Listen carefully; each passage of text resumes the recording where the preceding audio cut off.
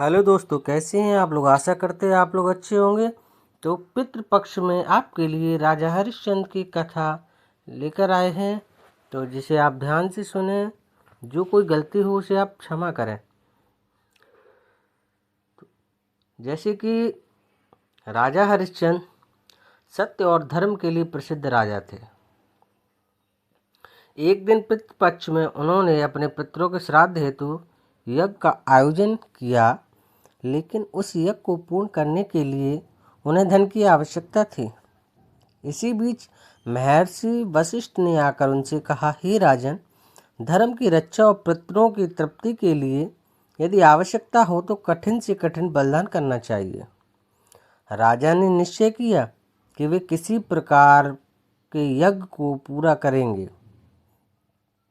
उन्होंने अपने राज्य, धन संपत्ति सब दान कर दिया, यहाँ तक कि सत्य पालन के कारण उन्हें अपनी रानी शैलावती और पुत्र रोहिताक्ष को भी बेच दिया। इसके बाद स्वयं राजा हरिश्चंद्र शमशान में डोम चंडाल के यहाँ दास बनकर काम करने लगे। श्राद्ध का समय निकट आया तो वो दुखी हुए। मैं पितरों का श्राद्ध कैसे करूं? मेरे पास तो ना अन्न है, ना जल, ना कुछ भी सामग्री भी नहीं है। तभी उनके पितरों ने स्वप्न में आकर कहा, वत्स, तुम्हारा यह सत्य पालन ही हमारा वास्तविक तर्पण है। तुमने धर्म की रक्षा कर हमें तृप्त किया है, हमें किसी सामग्री की आवश्यकता नहीं है। तुम्हारे सत्य और दान धर्म के कारण हमें मोक्ष प्राप्त होता है। तो राजा हरिश्चंद्र की आंखों से आंसू आ गए। तभी आकाशवाणी हुई, हे राजन, सत्य ही धर्म है और यही सर्वोत्तम श्राद्ध है। तुम्हारे पितृ संतुष्ट होकर स्वर्गलोक को चले गए। तो क्या कारण था राजा हरिश्चंद्र को चंडाल बनना पड़ा? राजा हरिश्चंद्र सत्य और धर्म के पालन के लिए बहुत प्रसिद्ध थे। एक बार महर्षि विश्वामित्र ने उनकी परीक्षा लेने का निश्चय किया। उन्होंने राजा से कहा, हे राजन, आपने वचन दिया था कि आप मुझे दान देंगे, अब मुझे आपका अपना राज्य चाहिए। सत्य के पालन हेतु राजा हरिश्चंद्र ने बिना हिचकिचाए पूरा राज्य दान कर दिया। अब उनके पास न धन बचा, न कोई घर और न कोई सहारा। पत्नी शैलावती और पुत्र रोहिताक्ष के साथ वन में निकल पड़े। लेकिन विश्वामित्र ने कहा, हे राजन, दान तो आपने दिया, परंतु दक्षिणा देना अभी बाकी शेष है। यज्ञ बिना दक्षिणा के पूर्ण नहीं होता। राजा के पास दक्षिणा देने के लिए कुछ नहीं था।